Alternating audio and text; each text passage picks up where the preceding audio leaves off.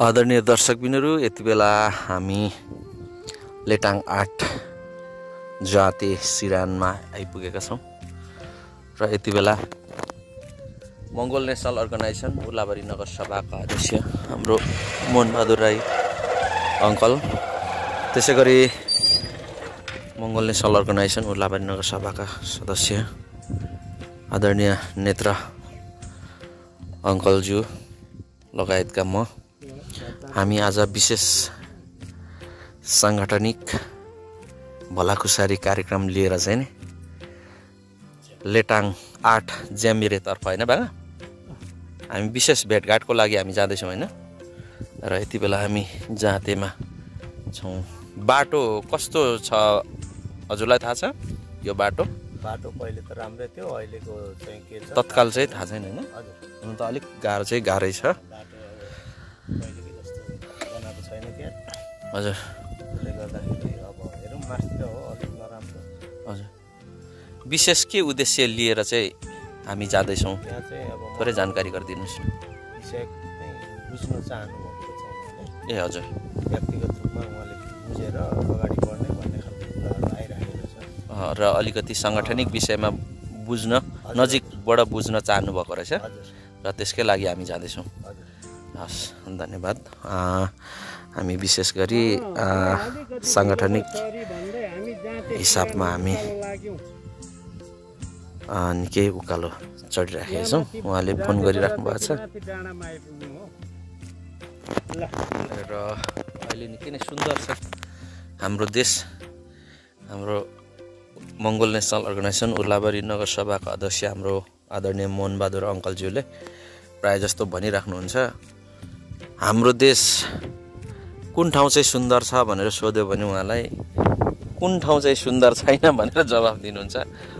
किन यस्तो जवाफ दिनुहुन्छ अध्यक्षज्यू अङ्कललाई? यो चाहिँ अहिलेसम्म यो उमेरसम्म आउँदाखेरि मैले नेपालको कुनै पनि भागमा घुम्दाखेरि हजुर नराम्रो ठाउँ भन्ने चाहिँ मैले भेटेको छुइनँ, भेट्नु भएको छैन। जहाँ गएर उभियो त्यही नै मन रसाउने ठाउँहरू भएको हुनाले हजुर नेपाल देश यति राम्रो सुन्दर भएर पनि आज जर्जर अवस्थामा चाहिँ डुबाइसकेको शासकहरूले गर्दाखेरि दुःखको कुरा नेपालमा चाहिँ कुनै पनि ठाउँ चाहिँ नराम्रो चाहिँ प्रकृतिले चाहिँ दिएको छैन हामीलाई। प्रकृतिले हामीलाई नराम्रो अन्याय गरेको छैन होइन, छैन अन्याय गरेको छैन। यस्तो देश पाउनु त हाम्रो त अब अहिले हामी त चाहिँ ल्यान्ड क्रुजरतिर महँगो महँगो गाडी विश्वमा सबैभन्दा टप गाडीमा हिँड्नु मर्सिडिज बेन्जतिर हिँड्नु पर्ने। एउटा थोत्रे बाइक 16-17 वर्ष पुगेको बाइक चाहिँ यो कति मोडल बाइक हो हजुरको? त्यसो भन्दै गर्दा दोस्रो लटको हो। अहिले 2 लटको यो साइन बाइक मैले सोरुमदेखि 2009 तिर किन्नु भएको जस्तो लाग्छ कि 8 तिर किन्नुभयो? 2000 त्यस्तै 7-8 तिर किनेको होला भनेपछि त 16-17 वर्ष 65-64 सालतिर किनेको यो बाइक भनेपछि यस्तै कुदाइराख्नु परेको छ बाइकहरू होइन। बनाउँदै सही सत्य कुरा हो। अब हामी जाउँ होला होइन। ल दर्शकबिनहरू, हामी थोरै यहाँ फोनमा वार्ता भइसकेपछि फाइनली हामी हाम्रो गन्तव्यतर्फ प्रस्थान गर्दैछौँ र यो सोलनवा चोक रहेछ लेटाङ 8 जाँते।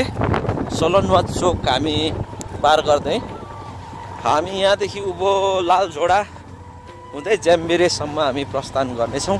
आजको यात्रा रहेको छ। यहाँ हाम्रो ड्राइभ गरिराख्नु भएको छ मङ्गोल नेसनल अर्गनाइजेसन उर्लाबारी नगरसभाका सदस्य तथा समाजसेवी बुद्धिजीवी वर्ग आदरणीय काका नेत्र राईज्यूले यहाँ बाइक राइड गरिराख्नु भएको छ र हामी जाँदैछौँ। हाम्रो सङ्गठनलाई माया गर्नुहुने, नजिकबाट चिन्न जान्न चाहनुहुने व्यक्तिहरूलाई चाहिँ नि हामी भेट्न जाँदैछौँ। खुसीको कुरा हो।